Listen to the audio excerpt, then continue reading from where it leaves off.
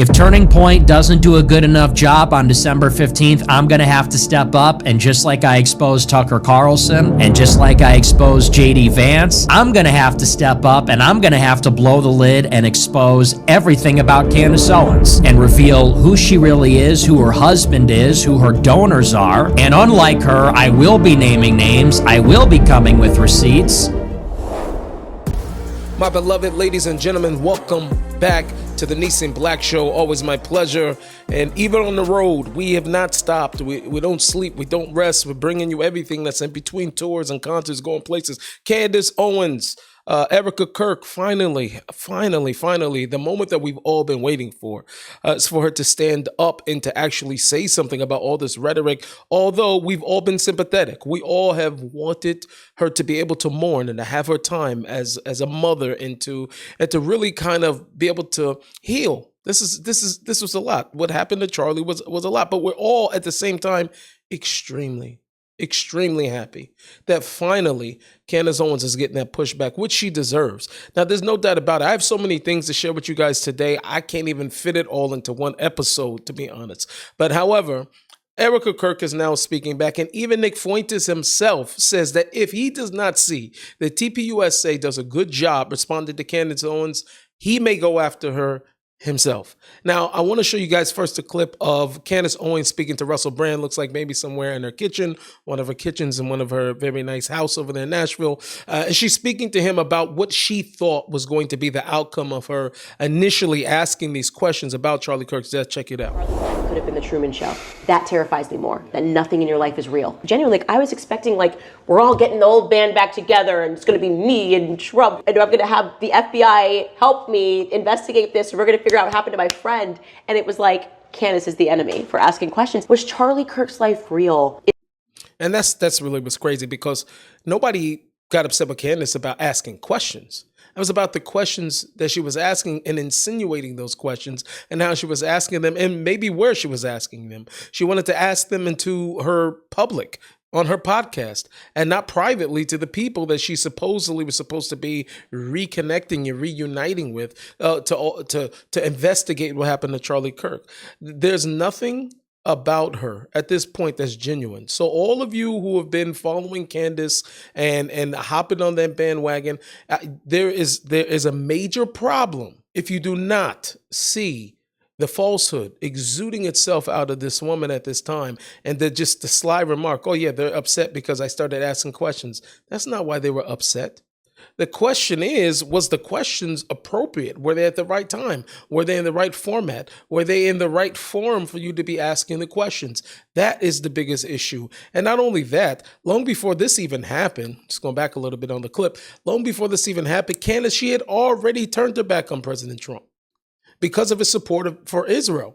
She had already pulled back. She's going to get back with who? What was there to get back with? Now, all of a sudden, because Charlie Kirk passed away, everybody was supposed to forget, you leaking a supposed conversation that happened between her and President Trump. Now, I remember when she had spoke about this before, and originally I believed her. I thought she was very ill-willed for revealing a private conversation between her and the president, and it could have happened. It's still 50-50, but after the amount of lies that's been coming out of Candace Owens, I don't even know if that happens. It seems like people just they're trying to do a service of just ignoring her, allowing people to have the benefit of the doubt, and just thinking that it's going to go away. And it doesn't seem to be going away, not unless you hit her with a lawsuit or something else. I'm going to let this clip finish. This is the enemy for asking questions. Was Charlie Kirk's life real is what I think I cried the hardest about, because how are you not fighting for him?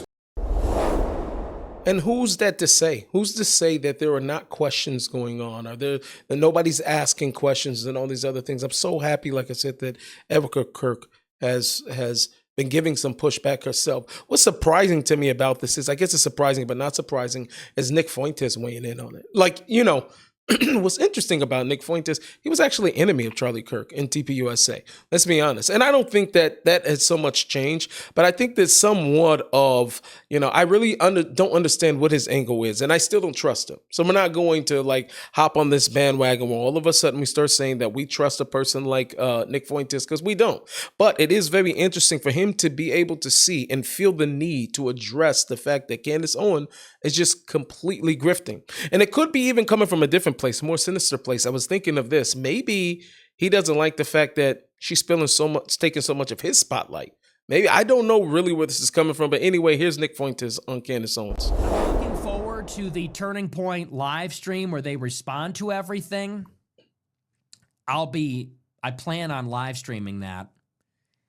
And depending on how they do, if they don't do a good enough job, I think I'm going to have to step up. And I think I'm going to have to expose Candace Owens for what she really is. Now, I don't know if this is an exposure of Candace Owens was supposed to take. Like, we would all love that. We will all love to enjoy that. I don't know where we put our hopes as far as this live stream coming up with TPUSA is.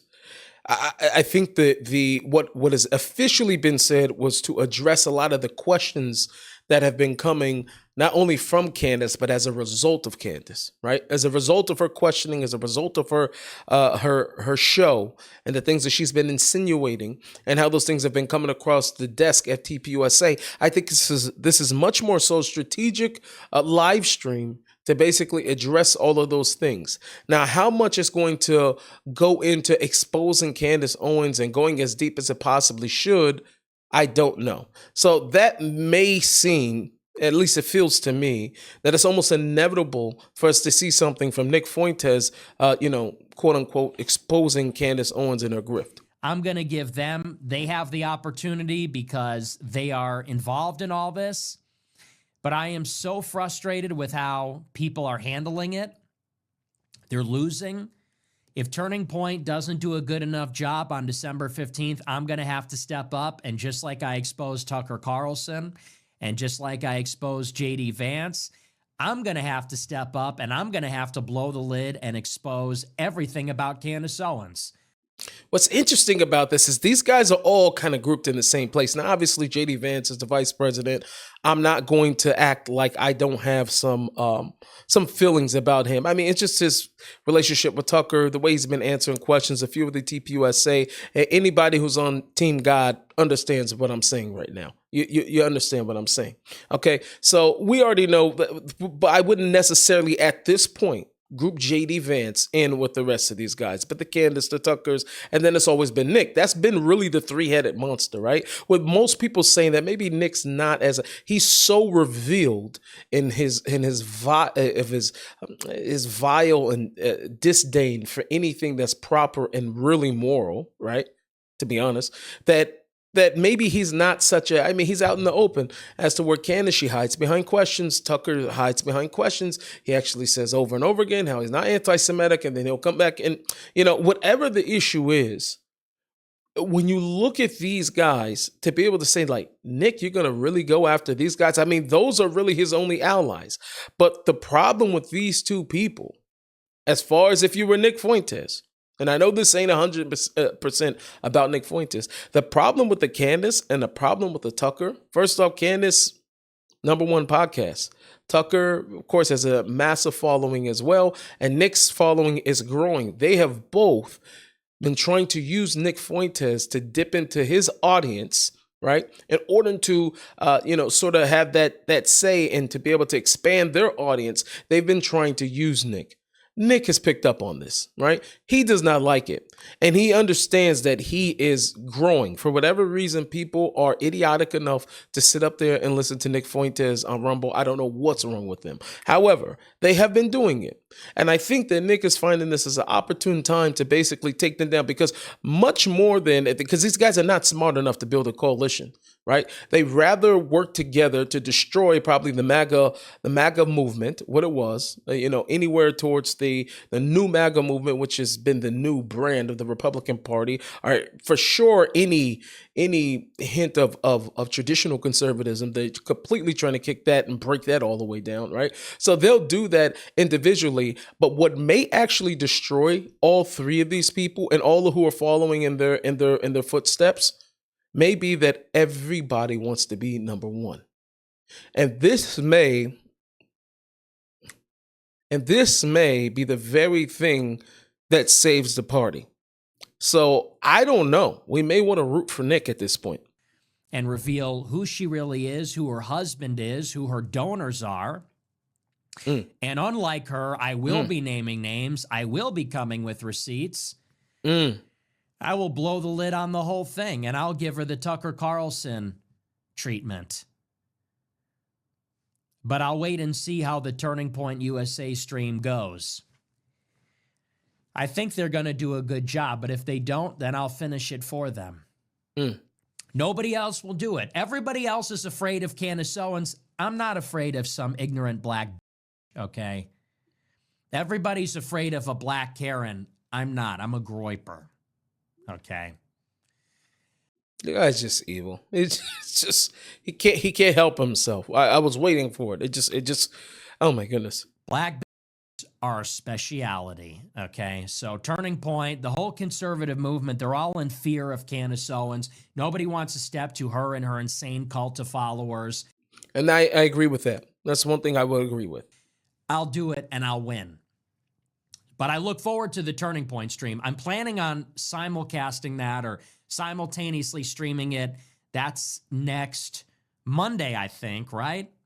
So I'll be live streaming it, and we'll see how it goes. And if they don't do a good enough job, then I'll be coming back for the season finale of 2025, and I'm going to put her in a coffin, metaphorically speaking. I'm going to do it for the Vine. I'm going to put her in the coffin. It's going to be over. For the book club, okay? We're turning the page on the book club, but... Listen, as I said, you know us on this channel. You know me, I know you. We don't do Feuntes. We don't do Owens. We don't do Tucker. We don't do any of these. Taylor. We don't do Megan right now. I don't know where Megan's holding right now, but as of right now, we don't do her neither. There's plenty of people we don't do, right? However... sometimes it may be that we have to root for an enemy to take out another enemy, an even bigger enemy. And by doing so, they're all going to self-destruct. So I invite this, honestly. I'm being honest with all of you. I genuinely invite the Nick Feuntes, Candace Owens takedown. I really do. However, right now, I actually want to go to Erica Kirk. Erica Kirk, I think all of us, our hearts, they lie with her, really, honestly. And we feel very unfortunate that she has to, break up her schedule and of motherhood. And now obviously taking on the task of continuing her husband's legacy, everything at TPUSA, to have to come out and speak about these issues. But finally, I think she realizes at this point that if she does not say something, it will not go away. It will not go away. So any chance of that sweet call that Candace was waiting from Erica to say, hey, maybe Candace, can you knock it off? Can you turn it? Can you not do this or whatever? Wasn't going to come. I'm starting to think. And I think that many people have already alluded to this, that there was maybe not a great relationship between Erica and Candace anyway. They're probably cordial, but she probably did not feel very friendly about Candace. And that's probably why she didn't reach out to her privately. And that's probably why she allowed it to get to such a place where she just had to say something. Ladies and gentlemen, Erica Kirk. Trial coming up. Unfortunately, that trial is in a long time. What I want to be mindful of for people is that this was a murder. This is not something that, what I don't want to have happen is for this to taint the jury pool. I don't. I want my husband, I want justice for my husband more than any other person on the internet. Any other person in this world. That was my husband and the father to my kids. We will make sure, and we have been turning over every single stone, going down every single lead. So when these people say, oh, they haven't talked about this or done that, how do you know? You're not in those meetings with the attorneys and the prosecutors. You have no idea. And why would we share that information with the internet to what? Then give the defense more stuff that's not true? Like, it's just, at the end of the day, when it's all said and done, the truth is the truth. It's just so sad. It's so sad. But it's common sense, ladies and gentlemen. This is really common sense. It's common sense. Why would they turn over all that information so Candace's fans could look? I mean, and you know it's not even trustworthy because they sitting up there listening to her and she ain't making no sense. So let alone to release this to the public, right? And you have a public that has made Candace Owens the #1 podcast. And these are the people, this is the public you're releasing that to. And they sit up and listen to her. I don't know how many times a week she's streaming and constantly being led on with no facts, no receipts, no nothing. They have sat up with her day after day, listening to the nonsense that she is spewing, never concluding or getting to any conclusive evidence for anything that she's saying. Lie after lie after lie, swindle of hand right before people's face. This is what she's been doing. And even after all of that, ladies and gentlemen, they're still listening to her. So even furthermore, why would they release this to the public when we have a public that listens to Candace Owens? That's it. Just if there has never been any proof that would be the wrong thing to do, this is for the amount of people that's been following her. So happy for Erica, and I hope and I pray that honestly soon that they get the closure that they need. I honestly pray that from the bottom of my heart. I pray that, and we should see this all come to a closure. See it come to an end in an awesome way. And that awesome way would be ultimately God being glorified, right? Which means that the truth will prevail. God is truth, right? So once the truth has prevailed, then all evildoers will scatter if they won't be destroyed. And I say, let these groypers, grifters, all of them, let them go and take each other out. They can't even get along. They got no decency to be able to talk, even after Charlie. It's to sidebar this. Him and Ben Shapiro have a call. They talk. It's cordial. All of a sudden, next thing you know, Tucker somewhere slamming Ben Shapiro. They can't do it. These are all people that have social issues. They can't be friends. Candace Owens, almost every person who helped her out at the beginning of her career was Jewish. Not even the public people. The public people, the Pragers, the Shapiros, the Loomer, her and Loomer were really close friends, and other people that were actually helping her along the way were Jews. You understand? So what I'm trying to get you to understand, these are people that have loyalty issues. They have issues with personality complex. You understand? And so what we may be watching is they may be destroying themselves very, very soon. But I love to hear what you think. So please make sure you leave a like, a comment, subscribe, and make sure, above all, that you serve God or live trying. I'm out.